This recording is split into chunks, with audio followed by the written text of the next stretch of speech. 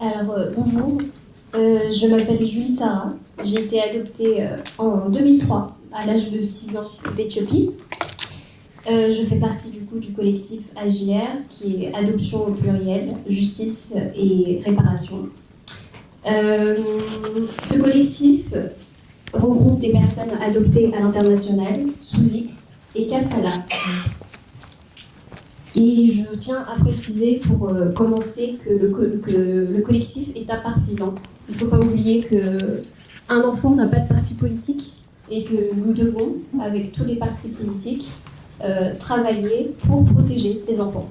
Donc aujourd'hui, nous sommes adultes, mais nous pensons encore à ceux qui sont tout petits. Et nous ne fonctionnons pas ça spécialement que pour nous. Alors, le 21 mai 2026, avec le député Louis Boyard, nous avons déposé une proposition de résolution qui tend à l'ouverture d'une commission d'enquête sur les adoptions illégales et dites illicites. Mais j'aimerais tout d'abord revenir sur l'historique de cette demande, car elle ne date pas d'aujourd'hui. Le 11 février 2021, avec un autre collectif qui s'appelle RAIF, Reconnaissance des adoptions illicites en France, nous avions à l'époque lancé une pétition pour l'ouverture de cette commission d'enquête qui avait obtenu à peu près 50 000 signatures.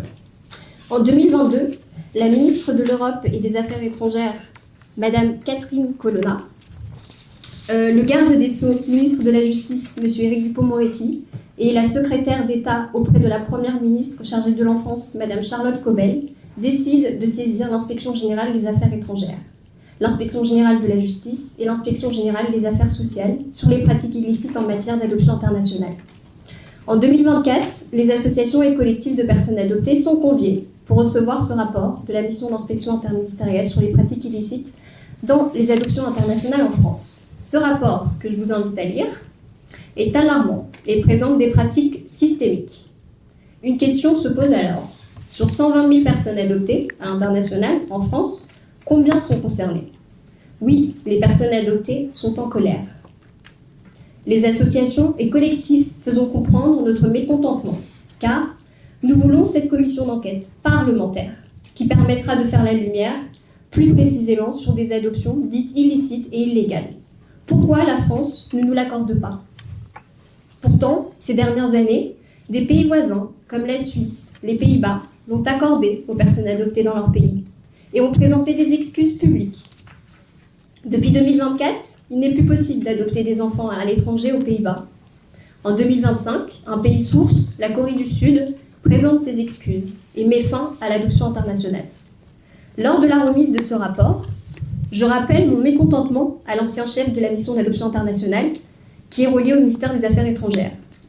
Je lui dis, nous n'avons pas demandé une mission d'inspection interministérielle, mais bien une commission d'enquête. Ce dernier me répond d'un ton infantilisant, vous savez, mademoiselle, la France reconnaît, mais ne s'excuse pas. Cette phrase si violente me restera en tête. Moi qui pensais naïvement, du haut de mes 25 ans, que la France était un pays du droit de l'homme et de l'enfant.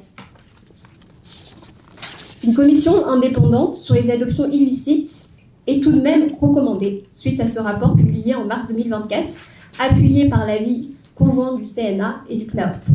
Depuis 2024, nous attendons la décision de l'autorité publique.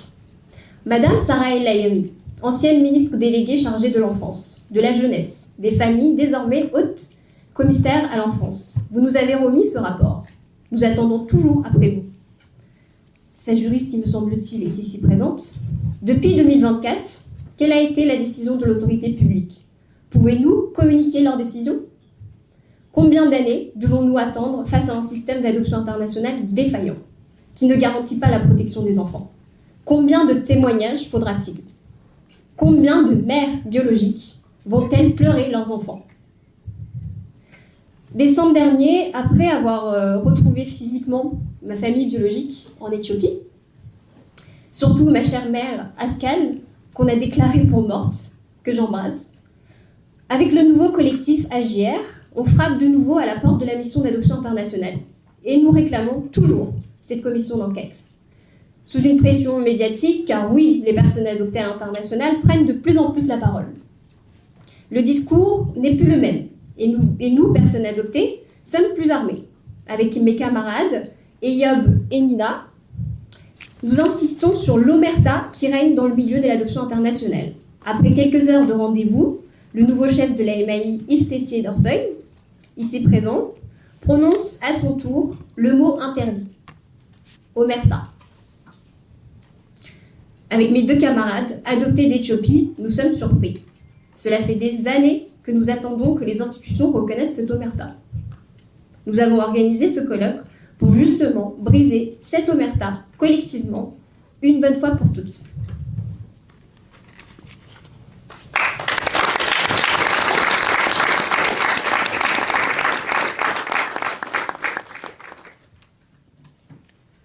Bonjour à tous, je m'appelle Maria Paola et j'ai été adoptée du Guatemala. Comme beaucoup d'autres, j'ai découvert que mon adoption avait été illégale. J'ai été enlevée à la naissance, le personnel hospitalier a déclaré à ma maman que j'étais décédée. J'ai ensuite été séquestrée, puis vendue pour être adoptée en Belgique. J'ai été accueillie avec joie par mes parents adoptifs, pendant que ma mère biologique faisait le deuil de son enfant. Aujourd'hui, je ne viens pas seulement vous parler de mon histoire, je viens vous présenter les actions menées en Belgique. En 2021, un rapport d'experts a été publié en Flandre. L'année suivante, le Parlement fédéral belge adopte à l'unanimité une résolution reconnaissant l'existence d'adoptions illégales et reconnaissant les personnes concernées comme victimes. En 2023, la Fédération Wallonie-Bruxelles réalise à son tour un diagnostic. Les 2 diagnostics sont accablants pour les adoptions internationales. Et en 2024, le gouvernement fédéral reconnaît officiellement les victimes. Cette reconnaissance, elle n'est pas restée uniquement symbolique. Elle a conduit à l'ouverture d'archives, à des évolutions législatives protégeant certaines victimes, à une meilleure prise en compte de la recherche des origines et à la préparation d'une étude historique nationale. Ce que l'expérience belge nous apprend, c'est qu'il n'est pas nécessaire d'attendre la fin de toutes les enquêtes pour reconnaître les victimes. Nous avons demandé qu'ils reconnaissent d'abord que les adoptions illégales ont existé, que les personnes concernées ont subi un préjudice, et ensuite reconnaître les victimes, et que la vérité devait être mise à jour. La reconnaissance n'a pas empêché la recherche de la vérité, au contraire, elle l'a rendue possible, et ensuite permis les enquêtes, l'ouverture des archives et les premières mesures de réparation. Aujourd'hui encore, tout n'est pas terminé en Belgique. Mais les personnes concernées ne sont plus obligées de convaincre les institutions que ce qu'elles ont vécu mérite d'être entendu. Nous ne demandons pas que les institutions effacent notre passé. Nous demandons qu'elles le regardent en face. La reconnaissance ne change pas ce qui nous est arrivé, mais elle change la manière dont une société choisit de répondre à ce qui nous est arrivé.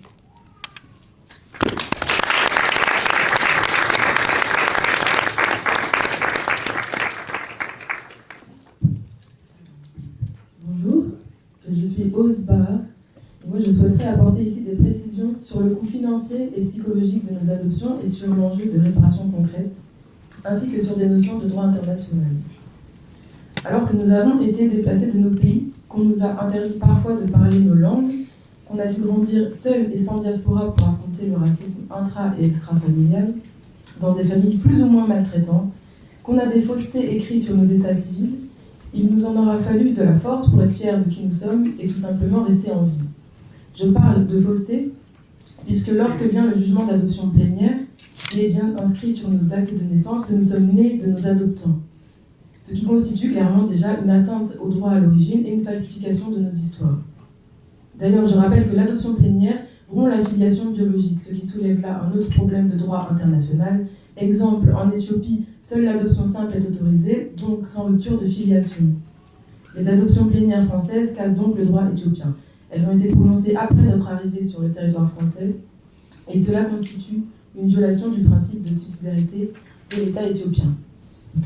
Bien que nos histoires familiales soient toutes différentes, j'ai rencontré des dizaines de familles biologiques en Éthiopie et à Djibouti. Beaucoup ont souvent dit ces mêmes choses. Elles ont laissé partir leurs enfants sans avoir connaissance de la rupture de filiation, qui n'est même pas autorisée en Éthiopie. Et dans de nombreux cas, on leur a fait croire que leurs enfants reviendraient et que la filiation ne serait pas rompue. Personnellement, ma mère biologique a dû payer une rançon à l'employé de l'association Amis des enfants du monde, à Addis, afin d'avoir mes informations et ainsi de pouvoir me contacter. À Djibouti, les sœurs de l'orphelinat Sainte-Thérèse refusent également de donner accès au dossier lorsqu'on toque au portail. Ces organismes ont été validés et agrémentés par la France. Les consulats et ambassades français ont fourni des visas pour que nous quittions nos pays. Après le déplacement forcé et les décennies d'assimilation, le retour, la recherche des origines est semé d'obstacles. Les OAA, les adoptants ainsi que l'ASE font régulièrement obstruction à nos droits et doivent être réellement contraints à la transmission de nos dossiers et anciens passeports. Poussés par une nécessité vitale lorsque nous entreprenons des démarches de réparation, c'est souvent nous seuls qui avons la charge mentale, financière et raciale de celle-ci. Pourtant nécessaires pour nos dignités, pour nos vies et nos santé mentales, ces démarches ont un coût énorme, physiquement et psychologiquement. Pour récupérer les dossiers investigués auprès d'institutions peu coopérantes, auprès d'adoptants cachant les dossiers ou refusant de donner les anciens passeports qui nous donnent parfois accès à des droits dans nos pays d'origine, les trajets aux ambassades, les luttes juridiques, les recours aux traducteurs, les séances de thérapie pour ne pas sombrer, les billets d'avion, les visas, les cours de langue, etc. Tout le travail de restitution de notre narration et de réparation est à notre seule charge. Et ce n'est pas seulement de l'argent que cela nous coûte, mais aussi du temps et une force considérable. Il est plus que temps que cette charge soit partagée, que les préjudices soient chiffrés, que les responsabilités soient établies et que des indemnités et mesures soient prononcées. Ouvrons cette commission d'enquête, étudions les circuits opaques de l'adoption internationale avec méthode et avançons enfin dans le sens du droit international et du respect des droits humains.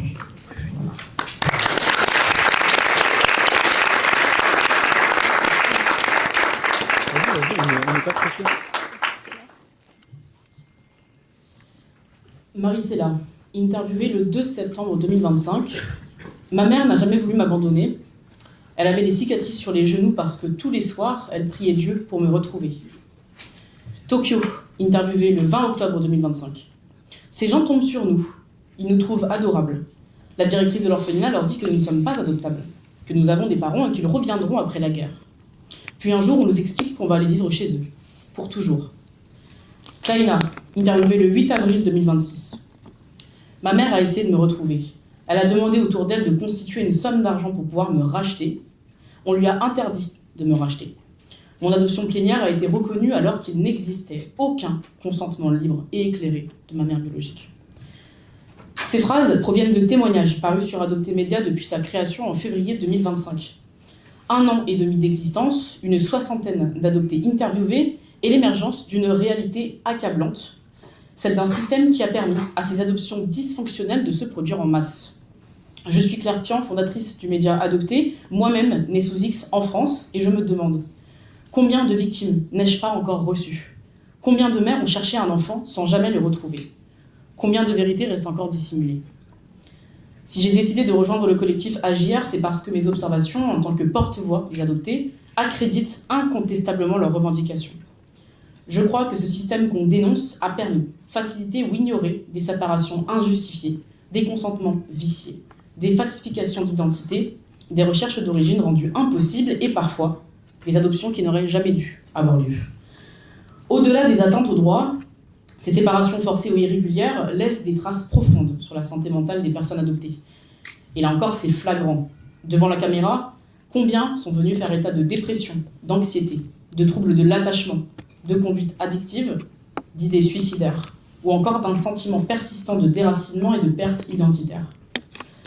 Telles peuvent aussi être les conséquences de ce système malveillant. Alors écouter les personnes adoptées n'est pas un acte de compassion, c'est une exigence de justice. Et la justice commence toujours par la vérité. Ce que nous découvrons, ce sont les conséquences humaines d'un système qui, pendant des décennies, a trop souvent privilégié la circulation des enfants plutôt que la protection de leurs droits fondamentaux. Aujourd'hui, nous ne sommes pas réunis pour remettre en cause l'amour des familles adoptives ni les liens qui ont pu se construire. Nous sommes réunis pour regarder en face une réalité historique et contemporaine. Lorsque des violations de droits ont eu lieu, lorsque des identités ont été effacées, lorsque des familles ont été séparées sans nécessité ou sans consentement véritable, la société a le devoir de reconnaître ses préjudices.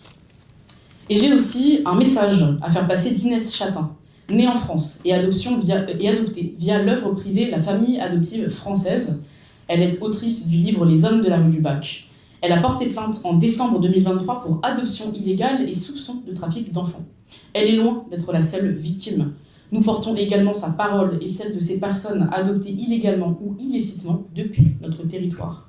Ce colloque est consacré aux adoptions internationales, mais il est primordial d'ouvrir aussi une commission d'enquête sur les dérives de l'adoption nationale.